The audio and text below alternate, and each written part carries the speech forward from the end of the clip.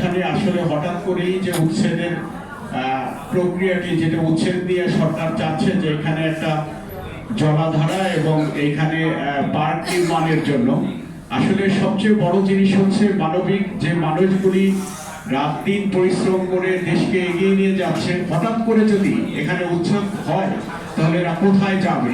অর্থাৎ এটার ন্যূনতম একটা সময়ের প্রয়োজন। আসলে সেই সময়টা নিয়েই আসলে আজকের এই সংবাদ সম্মেলন, যাতে একটি মানবিক সময় দেওয়া হয়, এটি হচ্ছে সবচেয়ে বড় জিনিস। আর একটা জিনিস হচ্ছে যে বাংলাদেশে যারা এই সেক্টরে কাজ করে, এই সেক্টর সবসময় দেশের জন্য কাজ করছে, তাদের জন্য একটি পুনর্বাসন হয়। যে যদিও আমরা আমাদের দেশের যে অবস্থা, অর্থাৎ যদি আপনি আমাদের মিডল ইস্ট থেকে শুরু করে নিম্ন মধ্যবিত্ত দেশগুলিও কিন্তু ইন্ডাস্ট্রির জোন আছে, অর্থাৎ প্রত্যেকটা দেশে তাদের যদি ইউরোপিয়ানদের বলেন তাদের স্থানায় আছে, বিভিন্ন ইউরোপ এশিয়া সমগ্র দেশে এই কর্মযজ্ঞগুলি পরিচালনা করার জন্য আলাদা আলাদা জোন থাকে। সেটি কিন্তু আমাদের দেশে নেই। আমরা সরকারকে বলছি এটি 6টা ভাগে ভাগ করে এটা যেন অটোমোবাইল ওয়ার্কশপের জন্য একটি জোন তৈরি করা হয়, যেখানে তাদের কর্মগুলি তারা সম্পন্ন করতে পারে। আর সবচেয়ে বড় বিষয় হচ্ছে মানবিক আবেদন, যেটা মাননীয় প্রধানমন্ত্রী থেকে শুরু করে যারা রাষ্ট্র পরিচালনায় অর্থাৎ এই জায়গায় যারা সম্পৃক্ত রয়েছেন, আমি সকলের কাছে বিশেষ আহ্বান জানাবো একটা নির্দিষ্ট সময়, অর্থাৎ কমসে কম 6 থেকে 3 মাস একটি সময় দিয়ে, যাতে তারা তাদের পরবর্তীতে তাদের ব্যবসাটি তারা সুশৃঙ্খলভাবে কোথাও পরিচালনা করতে পারে। এইটি হচ্ছে ওখানকার আমাদের আজকের আবেদন, আজকে এই সংবাদ সম্মেলন। আমরা এটাও আপনাদেরকে বলে রাখছি, আমরা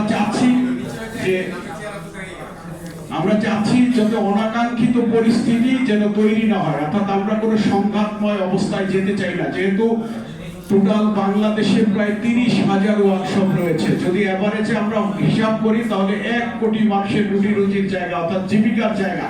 এইখানে কোনো ধরনের অপ্রত্যাশিত কোনো কিছু হয়ে যাক, এটা আমরা কখনো চাই না। আমরা চাই যে আমরা একটা নির্বিচ্ছিন্ন সুন্দর সুস্থভাবে যেন তাদের ব্যবসাটি পরিচালনা করতে পারে, সেই ওয়েটা তৈরি করে দেওয়ার জন্য, এবং তাদের আমাদেরকে রাষ্ট্রকে এবং সরকারকে সহযোগিতা করার জন্য আসলে আহ্বান জানাচ্ছি। এবং আমরা চাই যে আমাদেরকে একটি নির্দিষ্ট সময় দিয়ে এখানে তাদের কাজটি, অর্থাৎ এই উচ্ছেদটি, যেখানে পাহাড় জলাধারা যা নির্মাণ করুক, আমরা এখানে আমাদের কোনো বাধা থাকবে না সেখানে।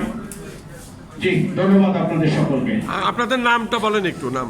জি, আমার নাম রফিকুল ইসলাম রঞ্জু, আমি secretary general Bangladesh automobile workshop মালিক সমিতি। আমি ইঞ্জিনিয়ার মোহাম্মদ জাহাঙ্গীর আলম, সভাপতি বাংলাদেশ অটোমোবাইল ওয়ার্কশপ মালিক সমিতি।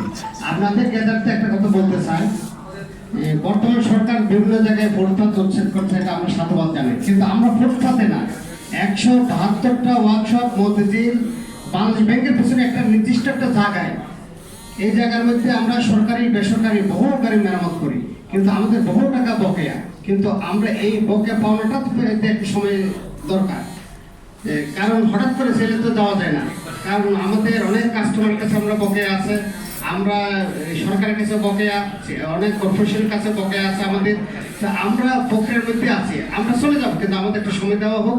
এবং পরবর্তীতে আশেপাশে অনেক জায়গা আছে পরিত্যক্ত জায়গা, ওই সব জায়গাতে আমাদেরকে যদি পুনর্বাসন করা হয়, এটাই আমরা মাননীয় প্রধানমন্ত্রী এবং সংশ্লিষ্ট মন্ত্রণালয়ের কাছে আমাদের একটাই দাবি, আমরা যাতে নিশ্চিন্তভাবে আমরা যাতে দেশের গাড়িগুলোকে সেবা দিয়ে যেতে পারি। ধন্যবাদ। কার কাছে প্রশ্ন বলেন?